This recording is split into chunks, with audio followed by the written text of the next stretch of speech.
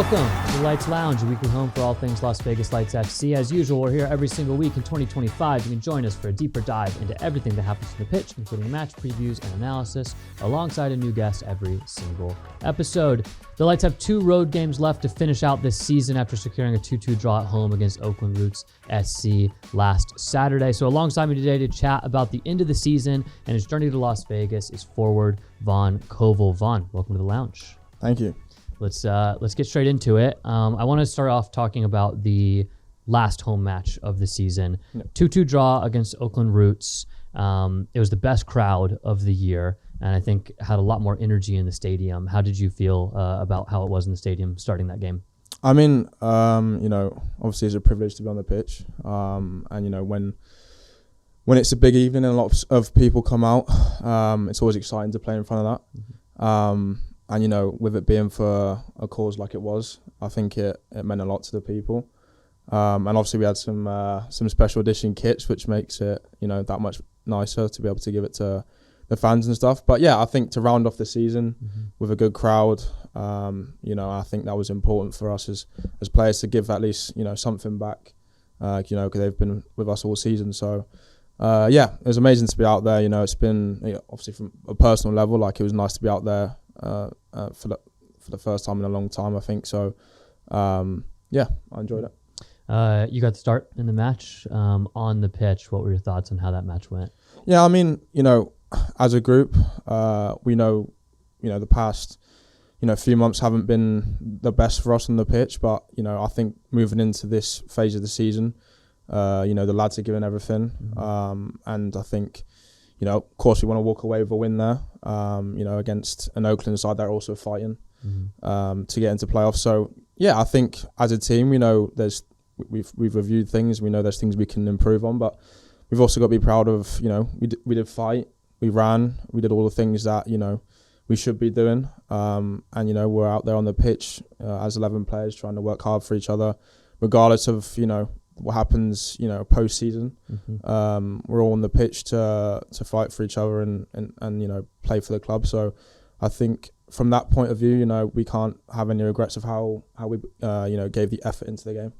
Any thoughts on your own individual performance? You've had a few minor injuries this year. It's been a little stop-start for you, but getting the start here at the end. Yeah, I mean, I was big for myself to actually get myself to a point where I feel fit, I feel good. It's difficult when footballers know if you're not in the team, trying to replicate that fitness, replicate that sharpness is difficult. I've had periods of time where I've played 2 or 3 games in a row, felt good.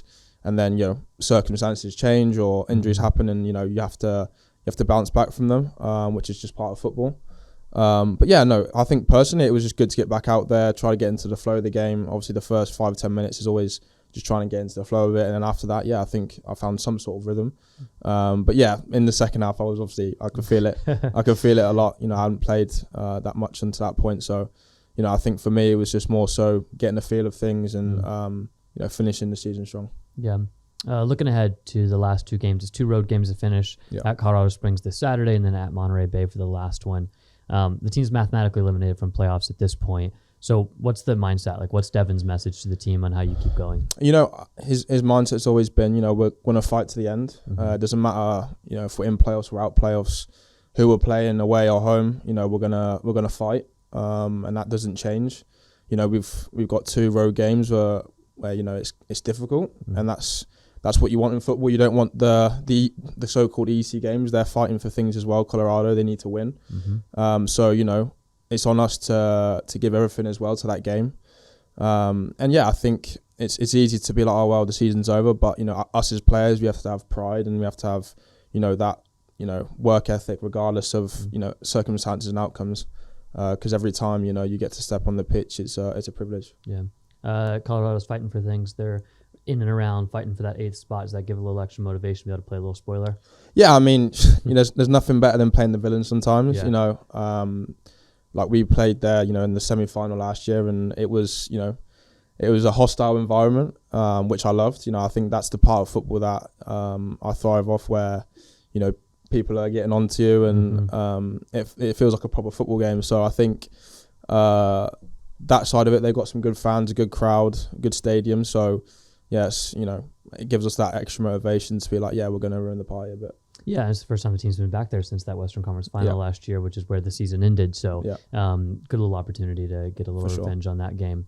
And then looking ahead to Monterey Bay, just like finishing off on a good note. Yeah. Yeah, I mean, I think, it's a long season. Yeah. You're with a group of lads for the whole year, and, I think we owe it to each other more than anything, just to, try to finish strong. And yeah, you're with a group of lads where, next season, it's the same with every team, people move on, people stay, and, we'll never be together as a group again. So I think, especially over these next 2 weeks, rather than, trying to be like, oh, well, the season's done, try to enjoy every moment with each other, on and off the pitch, because, these times as a footballer, they go quick, like everyone says. So, the next moment you'll be in another team, and, most likely a lot of these lads I'll never see again, or I'll bump into them. So I think more so just enjoying each other's company and being enjoying being on the field with them. Let's dive into your journey, because I think you've got a really fascinating pathway to living in Las Vegas right now. Yeah. So let's rewind and go all the way back to the beginning. You're born in San Diego, to an English father, Canadian mother. Yeah. And then you're there until 8, right? And then until you move back to England. Well, do you remember much about living in San Diego those first 8 years of your life? I'd love to say yeah. Sure. But, I think for me, like, there's little snippets, when you're that young, you don't really remember too much of things. It was just sunny all the time. And that's, I can look back at pictures now and it's a hell of a lifestyle, for sure.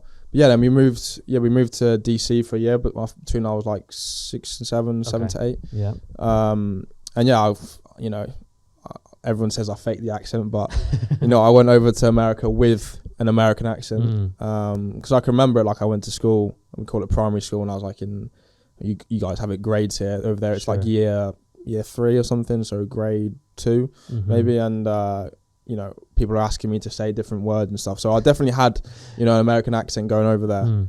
But yeah, you're young and you're impressionable. I lost that American accent very quickly. So, I grew up in England from as long as I can really remember. And that's where, the whole football thing started in America. My dad loves football, being from England as well. So I was playing at a young age, just recreationally, 5-6 years old. And as soon as I went to England, it was like, this is something I want to do. Yeah, and your mom was a Canadian national teamer as well, right? Yeah, no, she played for the Canada national team. And I know women's football wasn't taken as seriously back then, but it was still a great achievement. Yeah. And yeah, my cousin as well. She's at Harvard. Yeah, so you has some U20 Canadian. Yeah, U20. Right? Canada games. So yeah, you could say it runs in the family a bit. Sure. So yeah. Yeah. What was it like once you got to England and you adapted and start playing football over there?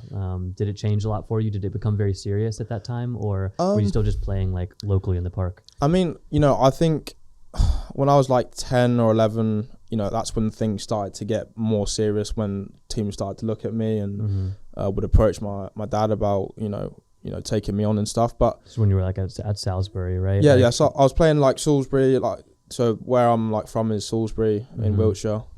And yeah, I think the first team I played for locally was Amesbury, which is like a smaller little town that's near Salisbury.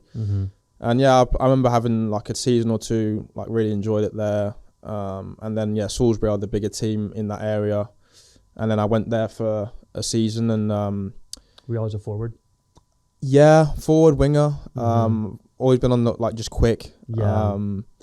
Sort of had something different about me, I think, when I was younger. And yeah, I think the athletic side I definitely get from my mum. So I think when I was younger, that definitely helped me. I was still small, but I was quick. Yeah. So yeah, I think that helped me stand out when I was younger. Yeah.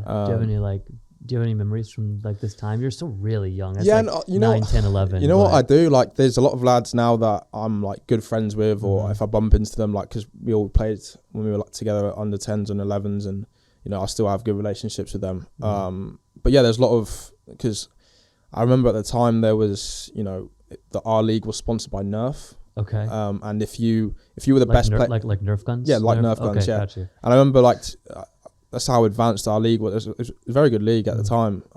Like if you like, you would get one of the players would get gold, one of the players would get silver, one of them would get bronze. So the other opposition coach would pick gold, silver, and bronze from the other team. Oh. And like if you got a certain amount of golds or a certain amount of silvers or whatever, it will get like put into points. And then whoever had the most at the end of the season would get like this Nerf gun or something. And I remember like, you know, I think I got my Nerf gun from like a cup final. I was like the best player in the final, so they gave it to me. But like, yeah, that was, you know, it was sponsored by Nerf, so the good players got Nerf guns and all that sort of stuff. So as a 10-year-old, it's amazing. So that's amazing. But yeah, I've got lots of good memories back then, because that's when, you know, I really started to fall in love with football. And you know, because as well, you know, the parents get into it, and we're going everywhere across the country to go and play under 11s football, looking back at it now. But yeah, I really enjoyed it. My time at Amesbury and Salisbury was really fun. And then Southampton, I days you around like 11 years old, right? Yeah, you know, I think it was the end of my under 11 season, and like nothing had like really come to like fruition in terms of like going anywhere else. Sure. Because between probably under 10s to under 14s was when people started getting picked up for academies. So it was always been in my mind, but like I was just enjoying my football. And then it was towards the end of the season where, you know, there weren't that many games left. And, you know, Southampton was sort of like, you know, we like him. Can he come for a trial? Are there like scouts at these U11 games? Yeah, there like, is. Yeah, it's like everywhere. Big thing, right? Everywhere. Yeah, I think, and that's the beautiful thing about football. You know, in England and Europe, is that you can be anywhere, and you know, someone will be watching you. It's so small too that like 100%, you know, Southampton can like scout 1 million youth games within just an hour radius. Of course, yeah. Right. So, yeah. Southampton's like 40 minutes from myself, so you know, for me, it made perfect sense. But you know, yeah, how that process works is normally you get like a 6-week trial, and then you go from there. If they like you, then you stay on. If they don't, then obviously you go back to your other team. But it was towards the end of the season, and they were like, you know, we've got an in-house game, so it was, you know, there's different regional centres for like development teams. So not academy, but development teams. Okay. You know, development centres. So there's one in Bath, one in London, and I came in to play a game for Bath, like development team against Southampton's academy. So almost it's their way of looking at, well, are these boys better than the boys we've got already, all that sort of stuff.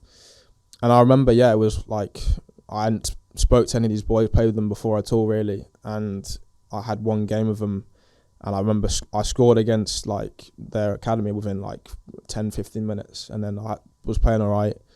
And they were like, swap, you've all go and swap with. So I went on to the academy team, and I just remember it being like unbelievable. I was playing really well, and I think that was one of the last games of the season. So you know, I wasn't really expecting too much to come from it, because you know normally you have to go through a 6-week trial and everything. And then I remember, I think it was the head scout and you know the manager from that age group was like pulled me in and was like, look, you know, we want to take you now.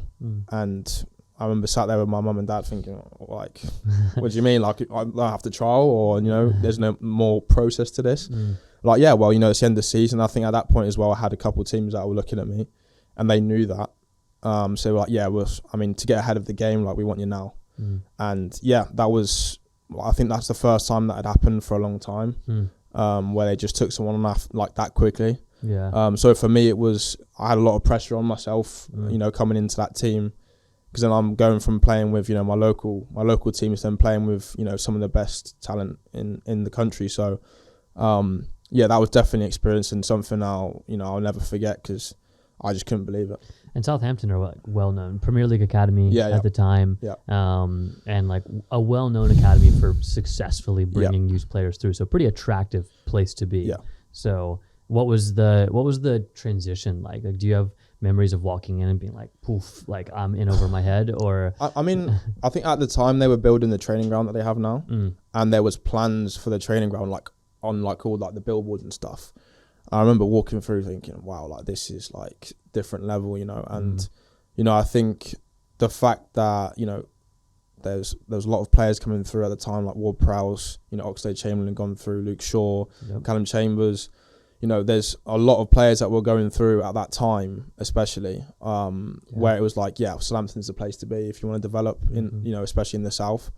So yeah, for myself, it was like, I couldn't really believe it. And yeah, you know, it was a crazy time in my life because I remember that summer as well. I moved to secondary school, which you could call it like middle school maybe. Yeah. So it was like a big summer for myself because my life changed massively. Yeah. Were you commuting to and from this, or were you like staying at Southampton? Or Yeah. So how it sort of works as you get older is you go from you have a day release. So I'd go to school 3 or 4 days of the week, and then my dad would drive me down on a Thursday night, say, or a Wednesday night, and then you then stay in like a digs, which they call it, is basically like a host family. And then you stay with them, maybe with another teammate, and then you do a whole day of like being at Southampton Academy. So that involves training in the morning, that would involve doing your schoolwork that you're missing that day with teachers that are there, and then you do maybe gym, and then another session in the afternoon, and then do whatever you want with your teammates and go and like be kids as well. Right. But yeah, like you go from being 1 day, and as you get older, it's 2 days, and then 2.5, and then once you get to under 16, that's when things become pro, or like you start to get paid. That's when it becomes full time. But yeah, it's basically to prepare you for that sort of lifestyle. But yeah, it was a big deal for me because I went to a grammar school, which is like you have to pass a test at 11 to get into it. So like they took that properly seriously, where I had to keep my grades up as well. Otherwise my football was sort of gone. So it was a good motivator for me to keep up with my school. Bishop's in Salisbury, which I still have a lot of love for, and I go and see people back there now. But yeah, they kept on top of me. I had to keep on top of that. Otherwise, I knew my football was going. They wouldn't let me go to day release. So yeah, definitely I had a lot to balance looking back at it now as an 11, 12-year-old. And yeah, I'm thankful that I managed to do it. Do you feel like you really took steps forward as a player during that time? Was there like a specific ways that you feel like you got better? Yeah, I mean, just the amount of touches that you get. I think you've got, really good people and managers working with like your every part of your game. And, I think sometimes maybe you can, like, as a kid, you can over obsess about it. I think there's definitely points where, I was trying to fit the mold of what, an academy player should be like, when, the whole reason I got signed was because I did things a bit different. So there's definitely a balance between, improving your, because game IQ as you get older and positional awareness, that is very important to learn. And I think, for sure, I definitely went, as all young players do even now, like you go through periods of, taking too many things on board at once, and then you have to think about too many things rather than going out there and playing football. But for sure, definitely like technically, and then, IQ wise, the amount of detail that these coaches would go into even at such a young age, I think really set me up well. Yeah, especially as an attacking player, you have to strike that balance between becoming a robot and retaining that creative spark that made you different in the first place. Exactly, yeah. Because you can just be a technically adept player, but be making decision A every single time, and you become very predictable. Yeah, exactly. And just like everybody else, which doesn't advance you. Yeah, exactly. So you get to 16, and based on what I understand about the English system, is 16 is a real like demarcation point where you get the 2-year contract or you don't get the 2-year contract to take you through to your to the U18s. So you leave Southampton at age 16. So I assume they had a conversation and was like, we're moving on, or was it? How did that work?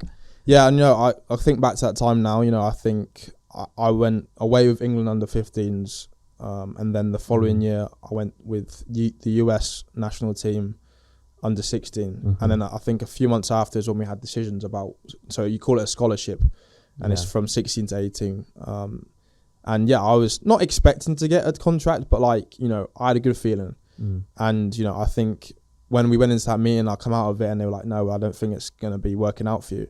Like I think that was a real like sucker punch at that time, especially with at 16 you then take GCSEs, which is, I don't know what the equivalent here is, but it's basically your end of secondary school test, and it's obviously a massive time where you're revising and you're trying to get your best grades, and then I had to deal with not getting a contract, which was it was tough at the time. I look back at it now and I think obviously it's easy to say now that was the best thing for me, but I think I needed to. I think for a long time I think I knew that I needed to keep pushing, because I think I had a lot of accolades, and I was playing up constantly. I was playing national team, all that sort of stuff. But Yeah. Maybe there was something missing, and that's football. People make decisions, and I needed to learn that, that it's not going to be a straight road to the top and a straight road to playing professional football. Because, now I look back at the teammates and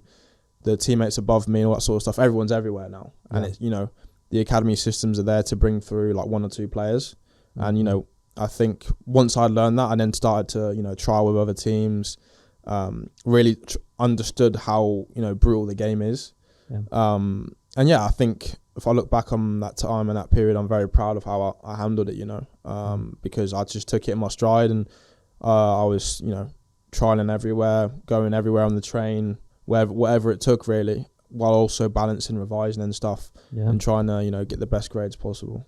Yeah, it's a tough thing at age 16, right? Because like from like 11 to 16, you've been like the kid that's at Southampton, the kid that's like not in school on Thursday and Friday because you're at Southampton, and like he's gone at U15s, and like everyone knows that, and then all of a sudden you're not there anymore. That's a real like identity. That's a real identity crisis Of that course. can be really difficult for a 16-year-old. Like that's a tough thing. But looking back on it, it's the types of experiences that have like made you who you are.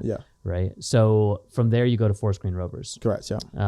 So how did you end up at Forest Green, who were a League Two, which is a 4th tier club at the time? So. I mean, the age group above me at Southampton, there had already a couple of lads that were there, and the head of academy, like I think knew, there was good players coming out of Southampton. And I think there was me and let me think one. It's like a prime time for all these like League One, League Two teams to be like snapping up kids. Like been cut from Premier League academies, right? And the same with Southampton. Like there'll be players that will get released from Arsenal or Tottenham, and they'll go to Southampton, that sort of stuff. So I think for me at the time, it was familiar because I knew players that were there. Unfamiliar because it was in Cirencester, which is like an hour and a half, 2 hours from home. So that became, actually living away from home. And I was there for like 2 or 3 weeks at a time, and I'd get the train back home sometimes. Parents would come to games and stuff. But it was, more so for like familiarity, and, it was an opportunity at the end of the day. To go and show what I could do. You're still in school? Still in school, so how it worked with a scholarship is they put you into school. So where it was in Stroud, which is like Cirencester, and you'll go to school together like once or twice a week, and then if you need to do extra, you come in for extra, and then apart from that, you're playing football full time and a lot of long days. You're there from 7:38 in the mornings, like 5-6. As 16, 17-year-olds, putting a lot of work in, cleaning, doing all your boots, all that sort of stuff. And especially where it was League Two, it's not all like, it was a quick reality check for me because it's not Southampton. And it's, the facilities, although they are what they are and that you can still get the most out of them, it's not what I was used to, and I think I had to adapt and learn quickly. Be like, this is actually what football's like. I was living the high life for a bit with a Premier League academy. So, I think that was my quick reality check to be, as well thankful for the things that you have. Yeah. You signed that summer in 2019. You're 16 years old. You made your pro debut. Really quickly. EFL Trophy 0-0 draw against Coventry. As October 8th, 2019. So you signed in the summer, and by October, you've made your pro debut. Scored a penalty in an 8-7 shootout win, which is a great debut. What do you remember about that game and how your path to like making that pro debut over those couple months? When I first came in, I was just with the 18s.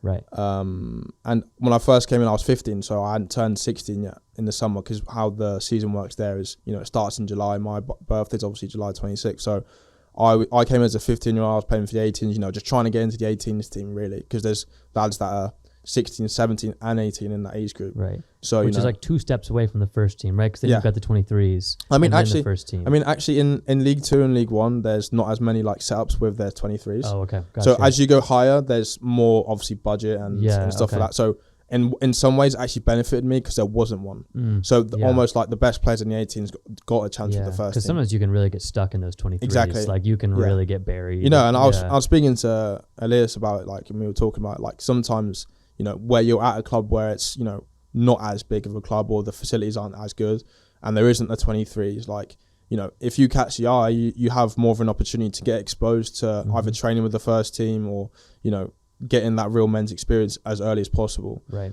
But yeah, I remember I signed and just trying to get into the 18s team. And, you know, there'd be times where the first team would need, you know, players to fill in with training. And the gaffer, the manager, sorry. I say gaffer, yeah.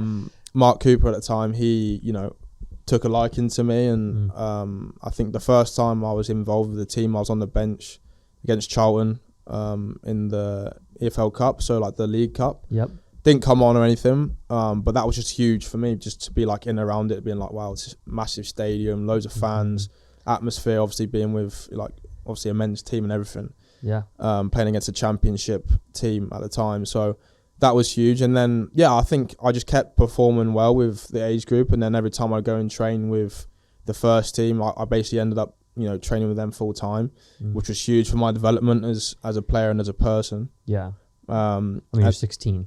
Like, yeah, exactly. Yeah, training with men in League Two, which is not an easy environment to step into. Of course, yeah, and that's, I think the biggest thing I learned was like being in a changing room and like having to pull your weight as a younger lad and be respectful. But you earn people's respect by firstly like being a good person, and if you're a good player, like the lads will like you, and that's just standard. That's what happens. And because you'll catch a lot of crap as like the new kid. Oh yeah, of course. Training, you're in the middle. They're gonna needle you and like test you. Yeah, like, they want to see how you're gonna respond. That's what they want. Right? Yeah, you just like, you know, even now I'm still one of the youngest in the change room. So you know, you're the first person in the rondo, and they're knocking it around you and not making you, and you're like, you just have to take it because they, you know, they're just older, and you know they want to get under your skin and stuff. Which, you know, looking back at it, it's like, what's the best thing for me? You know, like I've built some thick skin by, you know, those sort of environments. Yeah. But yeah, I mean, that game, like I wasn't really expecting to start that game. But I think, you know, I think it was a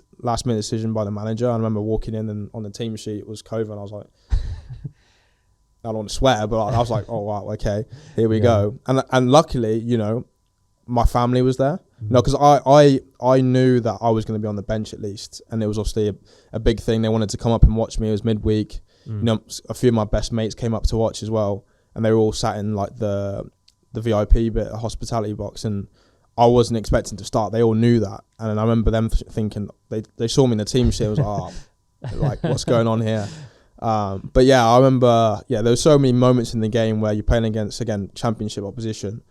And, you know, as a 16-year-old, I remember, there was times I'd done some, like, good things, but just even, like, small things like, you know, they'd play the ball forward and then, you know, my midfielders ran off me already to get the second ball. And I'm like, oh, wow. Like, just, like, little things like that. Just how fast it is. They know where to be, all that sort of stuff. I think I learned that, like, within, like, seconds of, like, wow, okay, this is real. And, yeah, I think, you know, I wasn't expecting again to play the full 90. I was cramping by like 70, 80 minutes. I remember I was struggling. But the good thing about the EFL Cup is they changed it to, because of the amount of minutes it would be if it was, you know, 120 minutes, you know, for teams that are playing 90 every weekend, it went straight to penalties. So, you know, thancfully you weren't making it through overtime. Yeah, I wasn't getting through another half hour. No chance. And my penalty, I remember like it was yesterday, like, you know, I was knackered. I couldn't really think about where I was going to put it or anything. And it was an 8-7 penalty shot, so it went very long. Were you in the first 5, or were you like it kind of came down the order to you? I think it came down because I'll be honest, I was one of the first ones to put my hand up. Like, I want one. Yeah. Like, come on, lad, you're like 25. Like, take the penalties before me. Yeah. But like. I remember, everyone kept scoring. I was like, oh god, here we go. Have to take one. Yeah, and I remember the manager said, like, if you don't know where to put it, like, just to everyone, if you don't know where to put it, like, put it this high off the floor down the middle. And that's exactly what I did.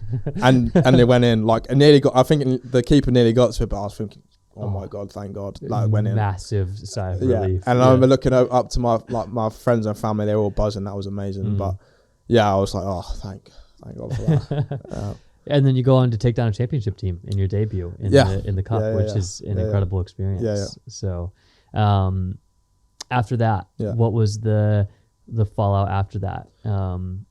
Because you're not just immediately in the team and playing every weekend. You have this big high of making your pro debut, and then it's a little back to reality. Yeah, right? yeah, for sure. And then like on the weekend, I would have been playing with the 18s. Yeah. And, you know, that was good for me as well, you know, just to keep my feet on the ground. Don't like, you know, you're not this big superstar at all.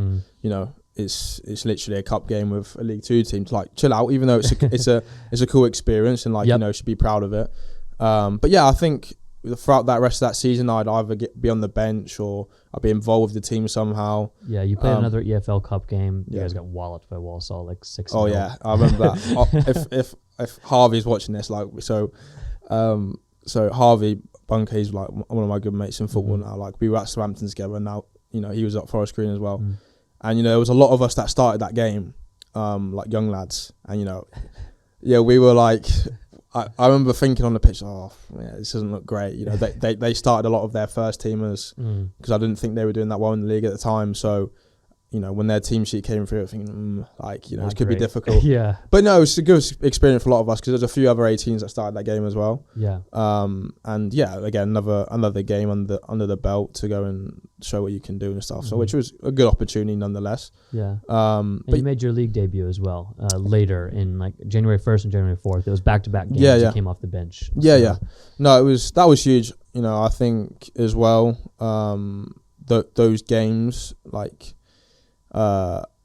it was a big game, and I think for the manager to have the trust in me to like put me on, I think we were 1-0 down, to put me on to try and change something to give me my league debut was huge. Do you remember where you were on the table? Like, were you fighting relegation? I think we were like mid-table, like because the playoff places go down quite a bit. Okay. Like I think maybe like 8th or something like that. I don't know. Maybe I think now it's even more. But like I think at that time we had 10 men as well. Either we had 10 men or they had 10 men. Someone had been sent off, and I wasn't really expecting to come on. It was 1-0, and I came on and nearly scored as well. I remember thinking again with the crowd. We played Exeter. They're a team that's like from the south. So the atmosphere was great. So another good experience, and yeah, I think that was an important game for myself because like literally like around that sort of time, like our 18s manager had unfortunately like unalived himself, and I think for me personally, like that was a tough time as a player and as a group because he was the person that was like with us a lot and taught us a lot of things. And yeah, as a group, it was like so tough because we all lived together in like, like a shared accommodation sort of thing. And I remember I got back from such a high of playing that game, and then everyone was sat in the kitchen, like sort of, all thinking what's going on here. And yeah, I remember when I got the news, I was just like, wow. And I don't really have any word for it because, when things happen to those, like the people that you think, oh, they would never do something like that. It's just absolutely crazy. But, I think that game, I think was dedicated to him without realising, I played the game and then I found out after, but, for sure, like, I definitely haven't forgot about him. It's been a while now, but, us as a group, we definitely have, got together, and we still message now, and a lot of us, and we're very close, and I think that only brought us closer. Yeah, that's I think one of the cool things about like coming up through football is you make some of these friends that maybe you haven't seen some of these guys or played with some of these guys for years now. But the way that football works and the way that you spend so much time together and go through events like that, you end up like making these bonds that even though you only played with a guy for a year, you end up being pretty close and staying in touch over a long period of time, which I think is a pretty cool thing about like being a professional footballer in general. So, yeah, for sure.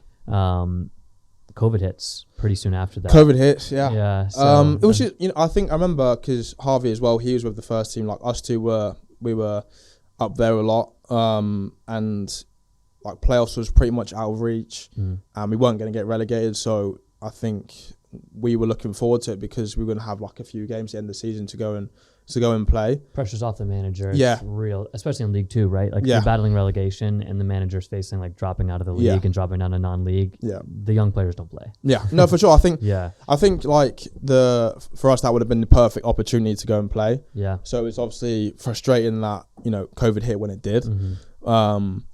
But yeah, I think we all know that COVID was a weird time. I can't really, picture how the rest of the months looked. I just remember that they just finished the league based on points per game. Yeah. And you were just like waiting to come back, really. And I think we came back like late June. Did you go home? Yeah, I went home. I mean, home for me was only like an hour and a half, so I was Right. just like chilling at home, really. Yeah. And yeah, I think we came back. Obviously, there was no fans allowed in the stadium or anything. Mm-hmm. I think around that time, did I go on loan? Yeah. It was weird. So COVID hits that spring. Yeah, You were 16. You turned Yeah. 17 over the summer. yeah. You made 3 appearances in the EFL Cup again that fall for Yeah. them. Okay. And you went on loan to Salisbury for like less than a month? Yeah. What's the story there? Because I think at the time they needed a player. They were, Okay. and obviously it was close to home with the whole like COVID bubble sort of thing. So I couldn't really train with Forest Green and play with and play with Salisbury at the same time. So it was like Okay. one or the other. Yeah. And yeah, again, it's all a blur in my head trying to Yeah. remember it all. But Yeah, but I think you went on loan from October 9th to November 1st. And then Okay. you came back. You played in the EFL Cup for Forest Green on November 10th. So at least that's just how was that transfer West Brom? market Was lists that West it. Brom? I can look at it. Yeah. Let me see. Yeah, because But honestly, it was- it's all a blur. Yeah. Because I do remember those. I do remember those EFL Cup games because there was no one in the stadium. Yeah. So that sticks out in my mind. Who was the EFL Cup games? The EFL Cup game Exeter? was... So you played Exeter in September. Yeah, You played West Brom in October. yeah. And then you played Swindon in November. You lost 1-0. Swindon. Okay, yeah, okay. You got a yellow card in the 49th minute. You I'm played good at 45 getting. minutes. I'm good at according getting to yellows. Transfer I'm Market. good at getting yellows, especially in this league. I've got so many yellow cards. Yeah. Compared to minutes played, I've got like 10 yellow cards you're per like- game. But yeah, it's it was again. I can't really Again, like which is weird time. weird time. I can't really quite piece things together, to be honest. But Yeah. I mean, the loan that I had there, that was a good experience. Like just being like again, it's non-league.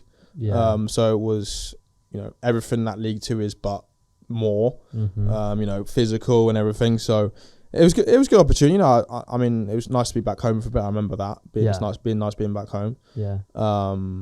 And yeah, it was just again experience. Yeah. And then the next year you turn 18 and Yeah. they sent you on loan for the full year. Like Yeah. a proper loan. Yeah. You win at August right at the beginning of the Yeah. season to Melksham. Yeah. Yeah. 8th tier. Yep. Or reality.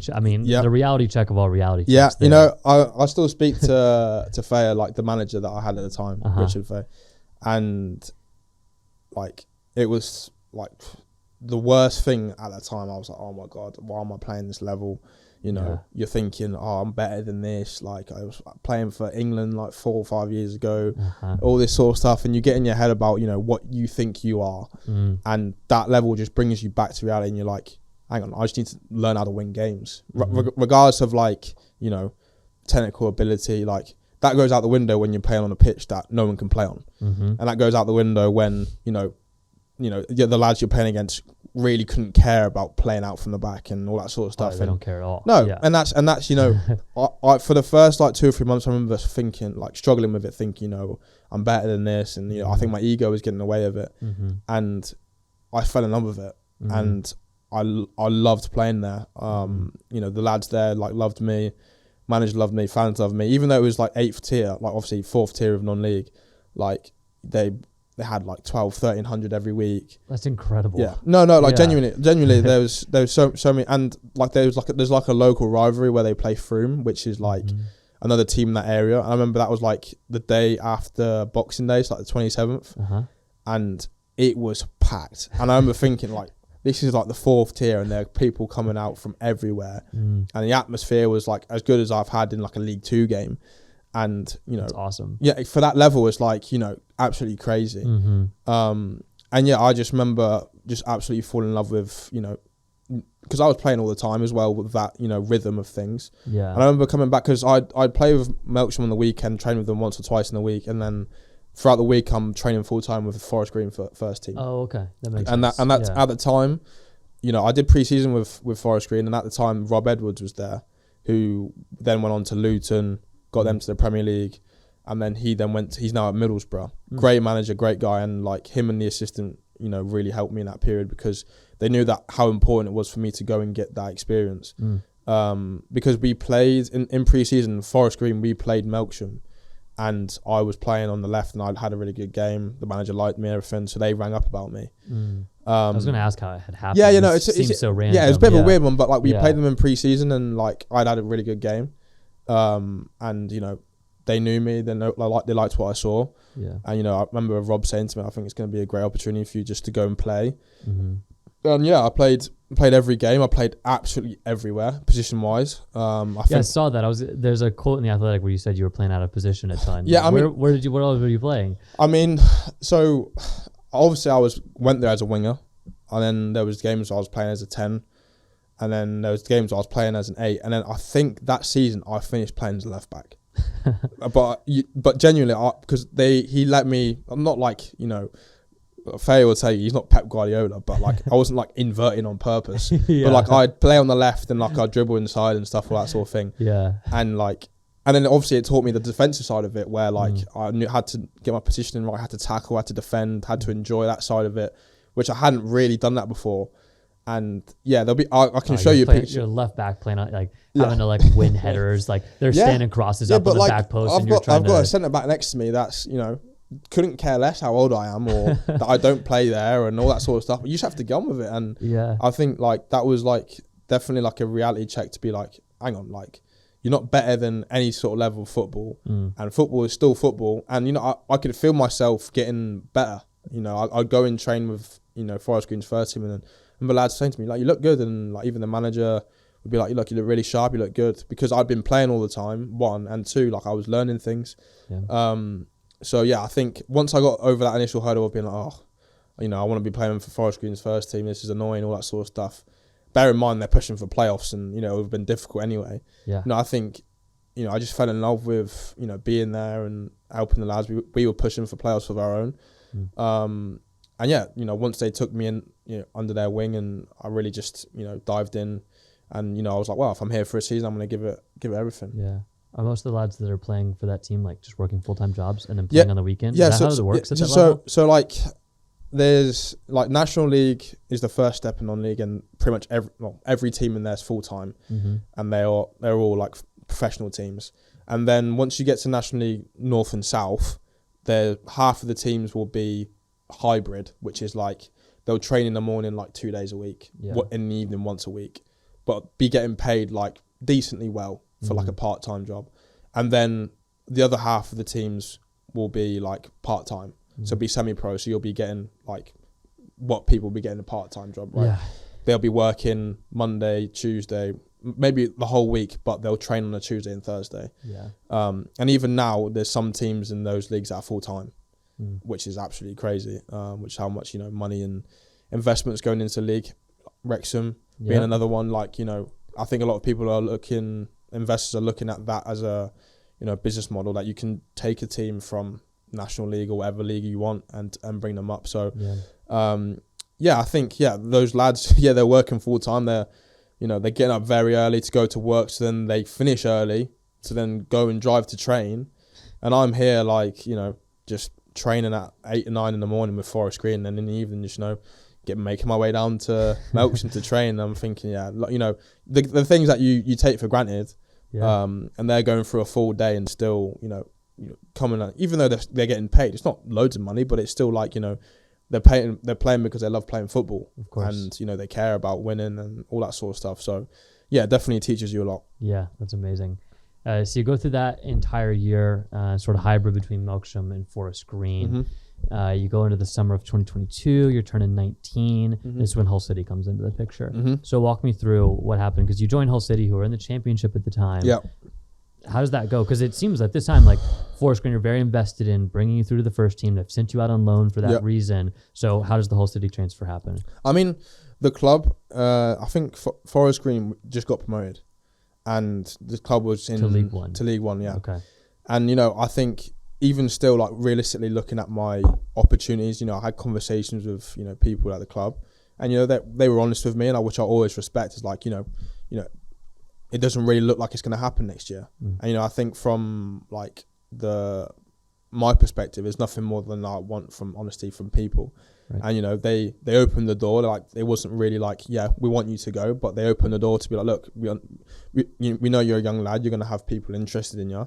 You know, if you can find something, then we can like make something happen. And, you know, I think that's like massive respect to them. You know, they let me go and explore my options. Yeah. And Hull were one of the teams that were interested pretty early from just like a 23s point of view. Which, you know, I knew it was a risk because, you know, you can easily get stuck in that system like we just discussed, we were you know. talking about that. But, you know, I think my aim had always been to get there, either to go on loan straight away or make my way into the first team, however that looked, you know. Yeah, because you got to be thinking like, okay, if I go there and things don't quite work out immediately, they're just going to send me on loan to the 5th, 6th, 7th tier anyways, which is what I'd be doing anyways here at Forest. Yeah, so, exactly. And I think, that, again, it was an opportunity. It was something different. It was a long way from home. I mean, long way from home. It's not America. It's not not how far I am away from home now. How far away was it? It's like 4.5 hour drive. Okay. So like a decent amount for like, you know, I hadn't had that before. There'd be times, I think, again, I was speaking to someone about this earlier. Like, I'd been prepared to live away from home for a while. So, you know, as I got, you know, Southampton, then Forest Green was a couple of weeks at a time. And then now, you know, I was up in Hull, which is like you know, I passed my driving test. I was driving up there, and I would stay up there for a couple months at a time and come back when I felt like I could or I needed to. And yeah, I enjoyed it. A lot of good lads there. And yeah, I went into the 21s with no real, you know, I know I'm going to get into the first team. No one ever told me that. It wasn't like you're coming in here to break into our first team. They just liked the academy manager liked me, the manager, you know, academy manager liked me, and that was it really. I came in, I started playing some pre-season games with the 23s, 21s, and yeah, and then again, same sort of story at Forest Green where, you know, the first team needed some players, and, you know, I remember having a great training session, and then from that point, you know, I was with them pretty much full time. And, you know, I came in and yeah, it pretty much straight away, because in pre-season we did this tour. Went to Turkey first. So obviously this is like crazy for me, like thinking like, I mean, you've just been playing for Melksham in the literally, year, and now you're in Turkey with literally 3 or 4 months ago I was playing like on the worst pitches you've ever seen in your life.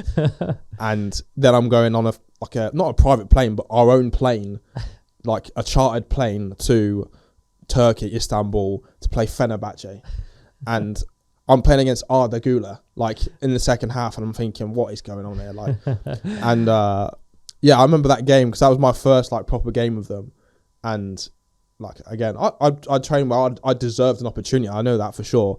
But like I remember because even lads that are like experienced, play a lot of games at the highest level, like they're coming in from warming up saying that is the loudest stadium I've ever been in, and this is like a pre-season game, because obviously our owner, well, Hull's owner, sorry, was like was Turkish, so like it was like a massive sort of rivalry thing. Got it. And yeah, it was like they're saying it's the loudest stadium they've been in, so it must be loud. And they're playing in the championship, which is exactly. So they played in some incredible environments. And so exactly for that to be a pre-season friendly was ridiculous. And yeah, I remember like, I came on in the second half for like 30 minutes, and I think I was in the wall, and Arda Güler just stuck it in the top bin. And then yeah, after that I started a good game and stuff like that. And I played well considering everything that was going on. Right. And then yeah, we were there for like 1 or 2 days, and then we did like the rest of our pre-season tour was in Marbella, and we were there for like 2 weeks and playing like some like Celta Vigo or something, I don't know. Yeah. So yeah, just a completely different world. And yeah, I just took it into my stride. I was playing really well. Manager liked me, everyone liked me, so you know I was just enjoying it, to be honest. And then, I mean, you played the first 7 games, all comps. You were basically just coming off the bench every single game in the league. Yeah, I mean, so all of a sudden you're coming off the bench in championship games consistently, not just oh, we're a youth player, we've got a couple guys out injured, this guy's on yellow card accumulation suspension, we need a guy. Yeah. You're like actually in the 18. Yeah. You know, for sure. I think for myself, like looking back at that, because you know, I was sort of expecting to go the other way, where you know, I've been given a chance in pre-season. You know, we might have him on the bench, see how he does, all that sort of stuff. Which, you know, even still then, I would have been happy with that. You know, as a 18, 19-year-old. And you know, I think we played one pre-season game against Leicester. I think that was the last pre-season game, remember being in the tunnel and like Vardy's there, Harvey Barnes, all that sort of stuff, like staring at them thinking like, what is going on? And then the following week, because I didn't come on that game, so like I wasn't expecting to be like, you know, maybe I wouldn't be part of the first game of the season. And yeah, I was on the team sheet. And then yeah, our first game was Bristol City, and yeah, I came on and it was unbelievable, to be honest. Just the atmosphere, and with it being new ownership and everything, the stadium was packed, and I think we ended up winning the game right at the end. So yeah, 1-1. Yeah, and yeah, I'll never forget it on that, because there's a thing in England called Match of the Day. I don't know if you've heard of it. Yeah, I do. Yeah, and it's on at like 11 o'clock and stuff. But there's like an EFL version where they go through all the games and stuff. And I remember I switched it on like that evening, and I see myself. I was like, oh my god, like what is going on?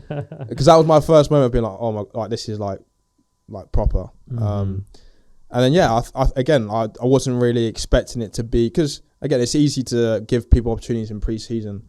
Right. But like it's starters you mean to go on, really. If I'm coming off the bench in the first game of the season, then you know the manager clearly sees me in that sort of light. So yeah, 93rd minute winner in that game, by the way. Yeah, electric stuff. Yeah. So you were on you were like on the field. When they scored the winner. So I think it was Mika Seri that scored. He did. Yeah, he hit the ball, and like I'm pushing this guy, and it comes off him, loops over the goalkeeper. So like it was not the cleanest strike in the world, but I remember just going absolutely mental. Oh, incredible. Yeah, incredible stuff.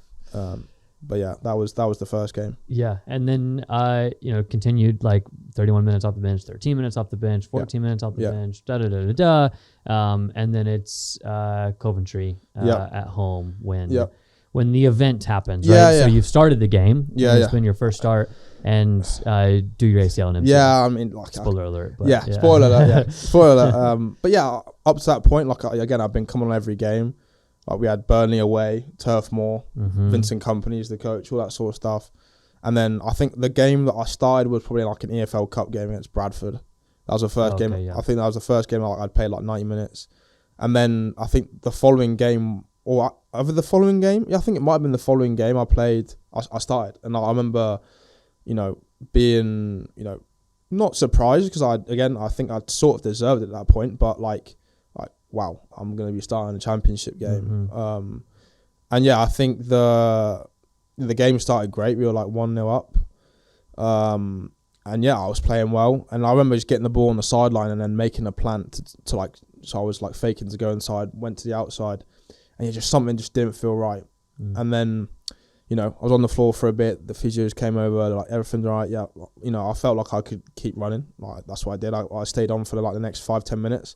And then there was a time where I got the ball off the centre back in like the pocket, went to turn, and then just the same thing happened. And I was like, oh God, what's going on here? And I walked off the pitch, still not really having an idea as to what had happened, just frustrated. Yeah. And then within like, a couple of days I had a scan.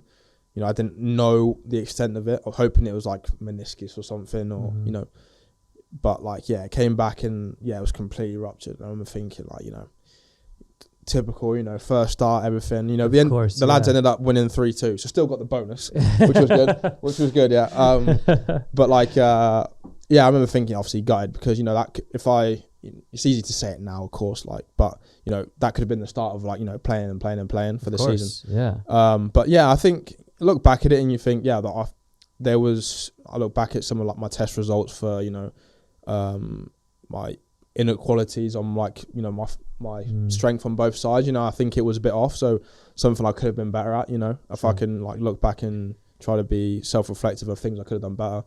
Control what you can control, and maybe there were a few things you could. Of course, and I think it's easy to you're thinking, oh well, I'm playing, so I'm fine. Yeah. But when it's important to keep on top of that strength stuff, especially someone with like myself who I'm explosive and it's speed, it's all that sort of stuff. I need to that's my wake up call, to be like, you need to look after your body. Yeah. And yeah, it was tough. But luckily I got that surgery within like 2 weeks of it happening. And so started the road to recovery. What was that time out like? By the way, the team loses 5 straight after you tear your ACL. So no, you know what it is. The team was doing well. They'd only lost 1 and 6, and then all of a sudden you got injured. No, we was absolutely flying. I remember thinking that, and then my friend was saying, "Yeah, well, they kept losing that year, mate." I was coming off the bench. I was coming off the bench. I was not making that much a difference. Like maybe I was like good luck or something, but like I played okay when I came on, but like I don't think I'm making that much of a difference. You know? Yeah. But yeah, I think. After that game, those 5 games is when the manager, I think he got sacked after that game, those 5 games. And then we had, the assistant come in, Dawes, for a bit to sort of steady the ship, and then Liam Rosenior came in. And yeah, obviously while all of this is going on, I'm, in hell, trying to like straighten my leg, do all of the stuff that I know I should be doing. But, I think thankfully, like, because, I had some very, obviously the surgeon was great. The people around me had done a lot of rehab on ACLs, that the latest research and everything they knew, and I knew as well. I went into depth with knowing what I needed to do. Mm-hmm. And those early stages, like I was an animal, to be fair. I was going through a lot of pain, making sure I could straighten it, making sure I could do everything, because I knew that, everyone says like the first few months is the most important, first few weeks even, because that just sets you up to be able to do everything else. So yeah, I had nothing else to focus on apart from just money and getting fit and doing everything possible. And yeah, it was tough. You seeing the lads go out to training every day. Like, I remember even with Samaki going through it, like obviously he's back now. Yeah. But anyone that's gone through a long-term injury, will know how, frustrating that is, to be sat there in the gym watching the lads go outside. But again, you can sort of say, it just gives you a massive more appreciation to being on the field, whether that's training or whether that's playing. You can never, after something like that happens, you can never take it for granted. Yeah. You were sort of in the U20 World Cup picture for the US around this time, and I think you were about to go for a camp that fall right before you did your knee. Yeah. And then I think I had seen a quote that you were like, maybe being a little ambitious, but hoping you were going to make it back for that, but didn't quite make it back. But that must have been a bit disappointing. No, it was. Yeah. I think I'd in that period I'd been having good conversations with the managers and the scouts from the US, and they wanted to get me back in the sub. Obviously, they kept an eye on me from when I was under 16, and there's still even a few lads that were in that team that were still getting called up at that point. So yeah, like at the time, I think it was Mikey Veras. He's the coach at San Diego now. I remember talking to him a lot. We wanted to be back I wanted to be back at the end of the season. And that's what I was pushing for. Yeah. Sort of knowing that like it's unlikely, Yeah. Because I think even if you do make it back, it's like, are they really going to take you? Yeah, and that's the thing though. Even if I came back for it, right, and if I came back and I was fit, I wouldn't be fit. Yeah. I wouldn't have been match fit. I wouldn't have been playing, and like that still would have been early. And I think from the get go, which was good. I had the people around me, the physios and everyone sort of saying, you're 19, right? We don't want to like, if you're at the end of your career, you're Zlatan, for instance, and you do your ACL, it's like, well, you can push it because you've had your career already. Right. It's like, well, we want you to have a a long career after this. Let's take our time. Let's do this properly. So yeah, I think at every point along the journey, I was ready to move on, like way more, which obviously was so frustrating. Oh, it's the worst. So like I would get to a point, I'm like, I can do this, and they keep me back. Obviously knowing that I'm going to be more than ready to do it, and that's the whole point. I think I was lucky. I had really good people, helping me with my rehab, and you spend so much time with these guys, and they get to know your body like inside and out, and what you need, what you don't need. And yeah, I'm starting to figure that out about myself at that point. Yeah. As to, what my body reacts to and all that sort of stuff. And yeah, it's definitely a process and a journey that, it's a long one. It's a hard one. But yeah, once you get to that point where you can sort of see the light at the end of the tunnel, like the little wins are just amazing. Yeah. And, on one hand, it's extremely frustrating that you've broken through with a championship team and torn your ACL. Yeah. But on the other hand, it's fortunate that you're at a championship team with that level of resources and done it, and not at a 7th tier non-league team and done your ACL. That's a very different prospect of rehab. Yeah, 100%. Kind of thing. Yeah, so. And that's what I can be thankful for and look at. I think, yeah, I had some good people around me, and I just tapped into them and made sure that I did everything I could. Yeah. So you get back, I assume, kind of over the summer of 2023, going into that new year, and you go to the Pan American Games with the US U23s. Yeah. You sort of you played in the EFL Cup game for Hull. Yeah. What was that fall like as you sort of tried to work your way back to where you were? So, firstly, like the team was doing amazing. Like, so after, we got off to a poor start in the season before after I got injured.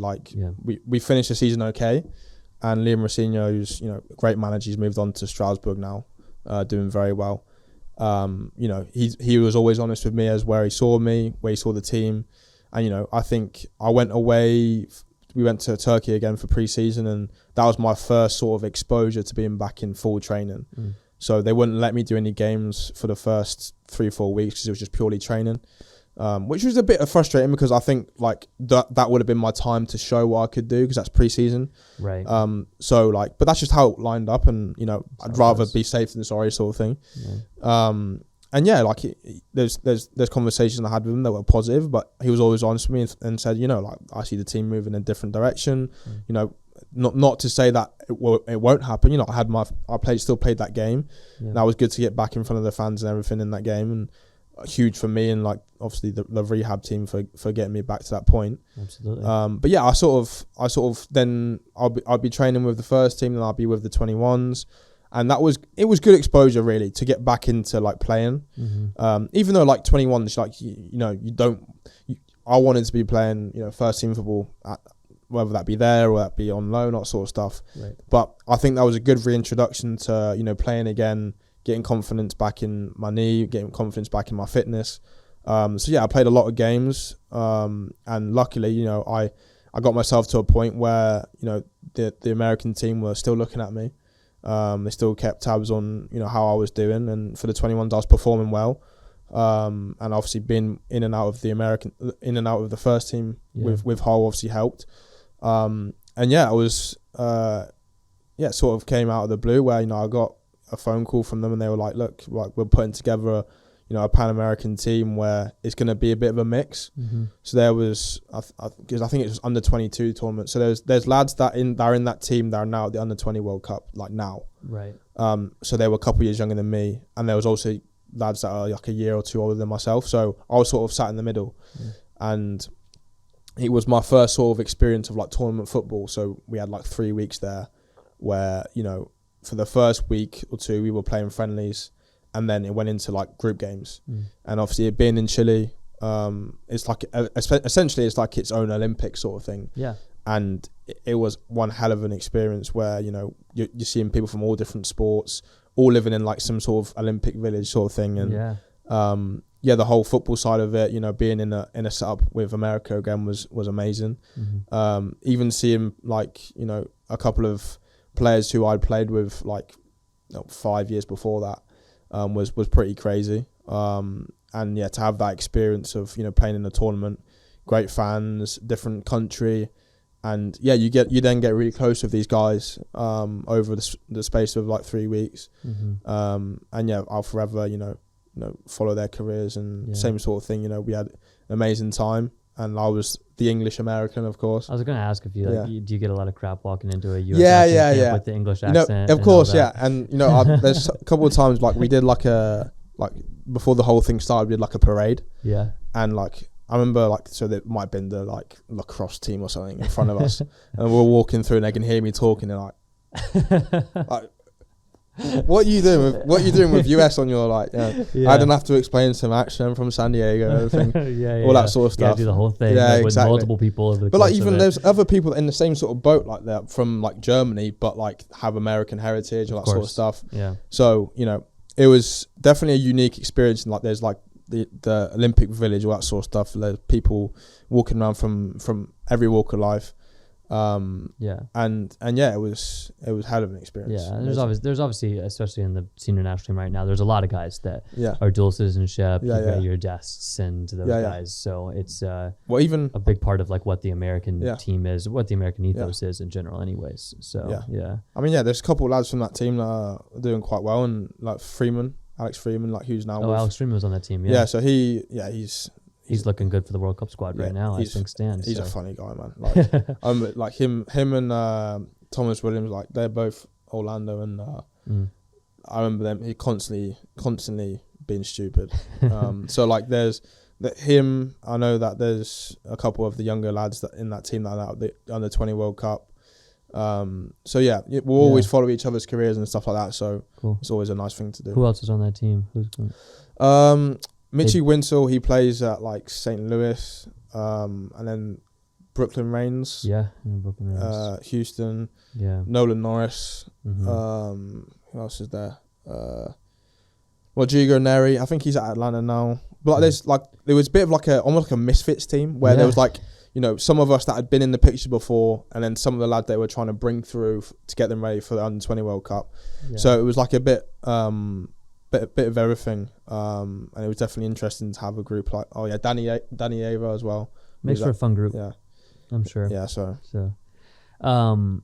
so you go do that in the fall, and then you sort of finish up the year with Hull. Yeah. And this is where we finally come full circle to being here. Yeah. So over the summer transfer window in Europe, in the middle of the season for us here, you end up joining Las Vegas in August 2024. Yeah. What were the conversations? I mean, was it did Las Vegas and John come in and present an opportunity, or were you always kind of like, no, this is a summer transfer window where I need to go. Like I need a new step at this point. I mean, I think it was like I'd had exposure with the 21s, and the most important thing, my next step was to be going to a men's environment. Most importantly, playing competitive football, and I think Gian sort of reached out, and I think he had already known my agent beforehand from Venezia. So there was already a bit of a link there. But yeah, I think we sort of took the negotiations pretty steady. It wasn't like, overnight I was over here. I was talking to other teams, and, they developed pretty quickly. Like after we sort of agreed that, we were going to do it. And yeah, Gian came out and met myself and my agent in London. And yeah, went from there, and, me and obviously Ellie joined at the same time. So I was going to ask about that because you and Elias are quite close. I thought you have a segment just about him actually. Well, because the other day I needed 2 people for the pink jersey shoot for the match day graphic, and I was like, well, we need 2 people. I just text Vaughn and Elias because I know they're gonna ride. They're driving together anyways. So like, if I can get one of them, I can get the other one. You probably see it, Omar. You probably see it as well. Like when we go on away trips, like we're everywhere, we're inseparable, unfortunately. So did you guys come in August at the same time, and so you ended up rooming together? And is that like where it started? Yeah, I mean, so we both started living. The first thing is I remember seeing him and his girlfriend at the apartments that we live in, and then later on seeing him at training. I'm like, well, I know you. Like I've seen you before, and yeah, like because I think we had that in common where we're both from Europe. His first real time like being in America, living like properly away from home, same age as well. I think we had a lot in common, especially coming at the same time, experiencing everything at the same time. We had that in common where we could talk about things and be like, well, why is America like this, or why is this like this, why is people driving like this, and all that sort of stuff. Elias has plenty of opinions. Oh yeah, he has no shortage of opinions about something. Yeah, don't get him started. That's actually something I'm very good at, is getting him going, because then he'll go on a rant about something stupid. But yeah, for sure. Like he's, I think we've both been, very good like for each other, living away from home, because it's almost like we're going through the same thing. And yeah, I think for the both of us, I think that's where it started. Like, and then as soon as we figured out that we can get along and we can be in each other's company for a period of time, it just became sort of a brotherly love. You could say. How did Gennaro end up in the mix? Because he's like the third head of this 3-headed monster that walks around the facility around here. Gennaro is just so cool. So like we obviously he had to come in at some point. If anything, because Gennaro's a bit older than us, he actually helped us to start with. So this is me being serious, but like when we first came in, he was very good to us in helping us settle in, knowing that we were a long way from home. He's a great cook. He's Italian. In case you didn't know, he's Italian. He cooks some good food. So like there'd be times where me and Ellie we'd go and get the food and he'd just cook it, and that was great from him, and that's how that sort of started. Because he also had experience in Europe. Yep. Sort of know, we sort of talk the same language in terms of how we view football, how we view things. The sort of banter that we have is all pretty similar. So yeah, that's how he joined in. And yeah, it's just been us three ever since, really. Yeah. Well, we've run out of time to put a podcast together with all three of you on here, but we talked about doing it all year. But yeah. we've maybe just run out of a little time. But that would have been hilarious, because I don't know. Again, like we said, I don't know how much of that could go out, because probably too much work for Omar over there behind the camera. Yeah, it would be way too much work. Make him just cut everything. The whole goal of these is to do no cuts and just go all the way through. Well, as you got dropped in August, and the team was in the middle of a playoff push. Yeah. You got some appearances in. You got one playoff appearance, and we're sort of part of that run. Yeah. And then this year has been a little stop-start for you, like we had talked about. But, just like individual evaluation of I mean, I can be honest. I can be honest and say, look, like I think it hasn't really planned out the way I'd want it to. Yeah. I think for sure, like there's points I can be self-reflective and be like, earlier on in the season I could have been better. But I think, I've worked hard to get myself to a point where, firstly I'm fit, and firstly, I feel like I'm in a good place mentally. Because there's been lots of challenges on and off the field for sure. And I think, the most important thing is I feel like I'm at a place where I can, kick on, and I feel like, after running games, getting that fitness, getting that sharpness is what's key. And yeah, I think, with playing a 4-3-3, playing in a position that suits myself on the wing, for sure is something that, I've sort of been waiting on. And I think that's, something that... the back three under Antonio earlier in the year doesn't really do you a lot of favors. Yeah, and I think it's easy to... Again, I don't want to victimize myself and be like, absolutely, but like it is... difficult. It was difficult. At the time as well, we had like Val and Chris Pinzon, who are both excellent footballers in the number 10 positions, which I could play. Yep. But yeah, like realistically, like you say, they're two very good players that we're going to play every minute. So I think, moving into a 4-3-3, which, I've grown up playing since I was very young, definitely suits me more. And we'll see how the season unfolds. And I think, I'm definitely, in a mental space, in a physical space to finish the season off well. Yeah, where, at this point in your career, I mean, we've been talking for a long time about your career, and it's, I think, easy to forget that you're only 22. Yeah. And we were at a certain point, like you were 19, and we talked through like 4 professional seasons already, right? So that took a while. You played a lot of football for like someone that's your age, so you still have a lot of time in your career. Like, what are your goals for your career, and where's like the short term, like where do you want to be headed? I mean, I think the easy answer would be to say, I want to play at the highest level possible, And I think the short term for me is just playing as much as possible. That's the short term is, really proving to myself and proving to everyone else, how good I am. And that, that comes after games and experience, and I need to, take those opportunities when they come. So that's the short term goal. And of course, I've had, experience with the national team. I've had experience with, playing at those higher levels where, I just want to get back to that. And the only way I'm going to do that is by proving to people that I can. So, I think, if I take care of the short-term goals, those long-term ones will come in, and, they'll come towards me. And I think, for sure, I want to represent the national team. Of course, there's no bigger goal than representing the national team. And I think, if I'm getting called up for the national team, I'm doing something right, know. And, I see, like I say, take like Alex Freeman, for example, someone who I played with, a year and a half, 2 years ago, and he's, taken, the national team by storm, and he's going to have a great career. There's no reason why, people enter the national team or enter, high levels of football at different points in their career. It's never a straight line. For all of us in the team, not even just myself, everyone's got their own journey. There's people that, like you say, Joe Zhao, he's played, at the highest level, is someone I can learn off of. Even like the guys that have played a lot of minutes in the league, like Eunice, he's got a lot of experience and a lot of know-how. So there's always things and always people I can learn from. And I think if I just stay in that mindset of, learning, try to get out of my own head of thinking I know everything, which I don't. I am 22 exactly. And try and just learn as much as possible. Yeah.